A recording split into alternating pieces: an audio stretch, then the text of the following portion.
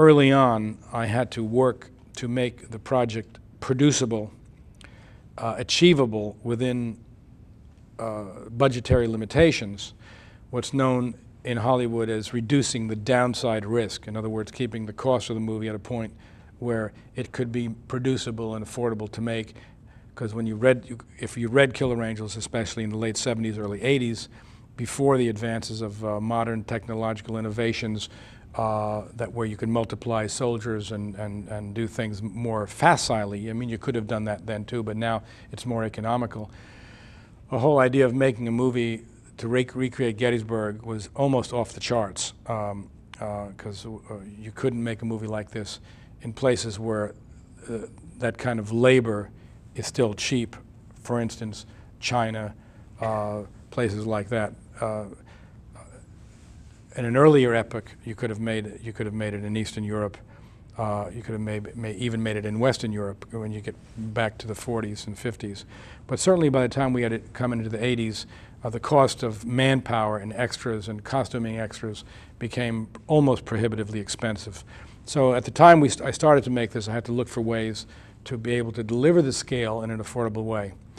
And that was something that I proceeded to do, and it took many years to explore that problem, solving that problem. Another part of it, which was actually more difficult, was trying to convince the people who control film finance in Hollywood that there was an audience, that there is an audience for this kind of a movie. Even though individual studio executives and decision makers might respond to the book or respond to my screenplay or like the story, they felt that they were the exception, or that I was the exception, that really there was no audience, or a very minuscule audience for this kind of a movie. No one would come if you made the movie. And this was a harder prejudice to overcome even than the cost of making such a movie. So on a parallel track, in 1978 I acquired the rights to the book. By 1980-81 I had a first screenplay. And certainly by 81, 82 I was out there trying to set it up, trying to get it financed. And a few times I had it set up as a development deal, as known in the industry, but obviously did not proceed to production for various reasons. And like any movie, you have to package it. So you have to have a script, you have to have the director. In this case, I was the director. And you have to have stars, so to package a film when you're an independent filmmaker. So it started a journey to try to get the script to actors, which was part of that. All this ended up taking a lot of time. We were also, when I started to work on this picture, as I say, in the early 80s, in a climate, a post-Vietnam climate, where the studios didn't want to do war movies. In general, they certainly didn't want to do Civil War movies. And that didn't really change until a decade had gone by, nearly a decade had gone by, and Ed Zwick's film Glory came out, which is, of course, about the black regiments that were formed in Massachusetts late in the Civil War. And although that film was an astounding film, one of my favorite films, and a very important film about our American history, and very, very well received by the critics, it performed moderately at the box office. So it was used as another reason, it was hurled in my face, of why you see, Ron, just like we always told you, there's really no great market for the Civil War.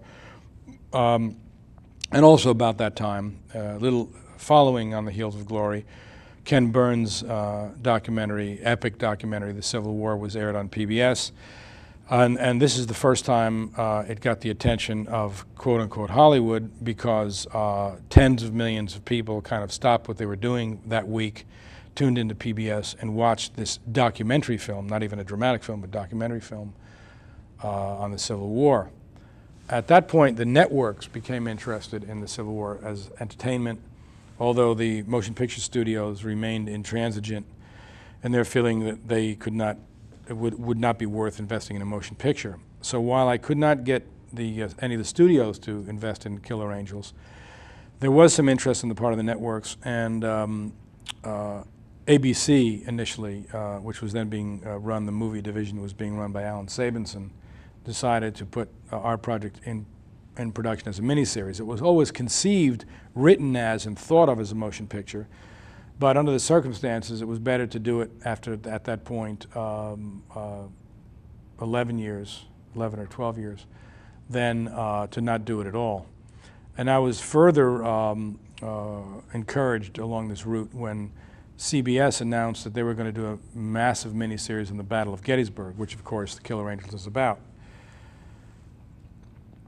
Well, it would, needless to say, have been cause for great discomfort to me if after 12 years of getting no one hardly to return my phone calls on the Battle of Gettysburg, that suddenly CBS was doing a miniseries on the Battle of Gettysburg.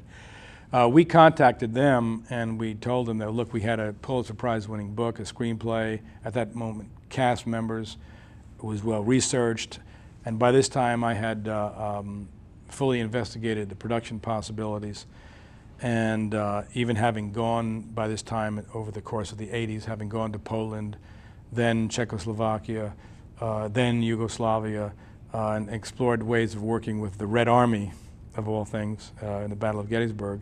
In the course of those 80s, the reenactor movement was continuing to grow, and by the late 80s, early 90s, there was enough manpower in the reenactor movement to entertain the possibility of mustering many thousands of reenactors for the project of making this motion picture.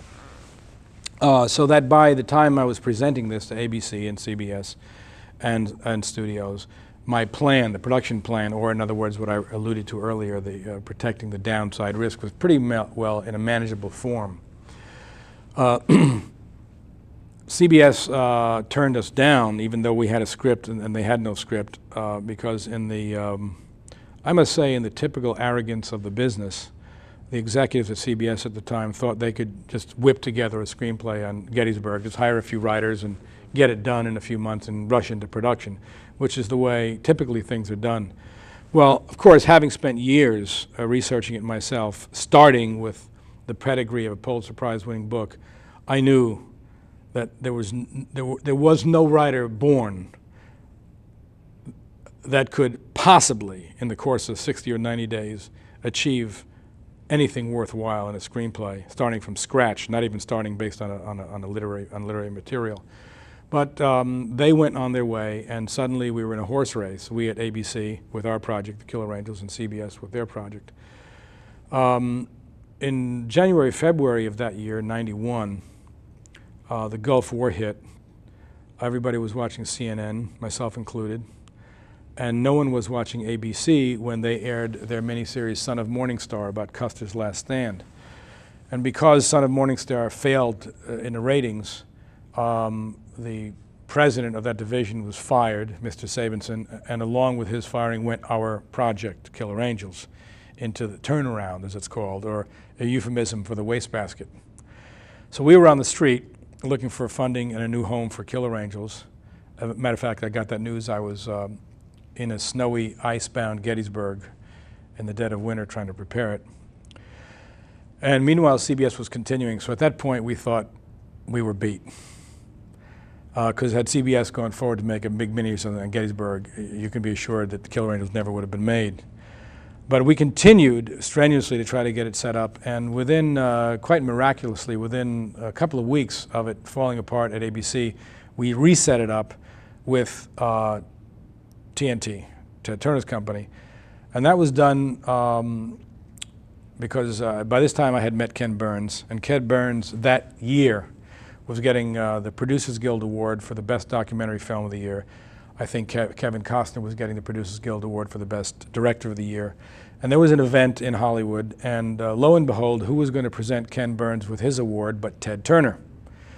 Now, I had sent Ted Turner an earlier screenplay way back in '82, which he read at the time thanks to the intermediary, the good graces of a mutual friend, Hal Holbrook, who was doing a program for then TBS. And although Ted Turner liked it, he was not in a position in the early '80s to do dramatic television. That evolved over the years with the advent of TNT. So at this point, my partner Bob Ramey, who was then the president of the Motion Picture Academy, sent the script to Dennis Miller, who was the president of TNT. And about the same time, Ken Burns invited me to this Producers Guild function. And right after he received the award for Best Documentary Film from Ted Turner, we collared Ted Turner in the lobby of that event. And Ken said, you know, Killer Angels is just going into turnaround from ABC. Ted, you know, because Ted, not surprisingly, when he gave the award for the best documentary to Ken Burns, went on about 15, 20 minutes about what a great project it was and people should be doing films on the Civil War. So on the heels of that statement, we accosted him in the lobby, and Ken said, hey, you know, this project is available. So I said, well, let's get our people together with your people and let's see what we can do. So about that time, Bob Ramey got the script to Dennis Miller. Dennis Miller obviously got the call from Ted Turner to look into this. And within a week, we made a deal. Some deals take forever, some deals are quick. It's the right people in the right time in the right place. Everything about life seems to be that way. So after 12 years, at that point, 78 to 91, we set up a deal. Now, keep in mind that CBS was still, at this point, in production terms, it looked like they had a head start on us. But in fact, they didn't, because we had had the 10 previous years to prepare, to establish relationships with the reenactors, to establish relationships with the national parks, with local people, and also, and not least of which, to hone and rewrite and hone that screenplay. So it really was ready to shoot, having had benefited also from the feedback from many top Civil War historians. We went into pre-production. But it was so late in the game by this point, it was March, we couldn't possibly be shooting by the summertime, and we were still worried that CBS could be shooting that summer. Sometime in April or May, and we were planning at that point to shoot the following summer, the summer of '92, CBS, there was an announcement that CBS threw in the towel. Apparently they did a screenplay and they budgeted that screenplay and it was over $100 million and unproducible as a miniseries, and they never made it. We continued plodding along, and in the fall of '91, we went into active pre-production, and we filmed it, as we all know, in the summer of '92 for $14.5 million.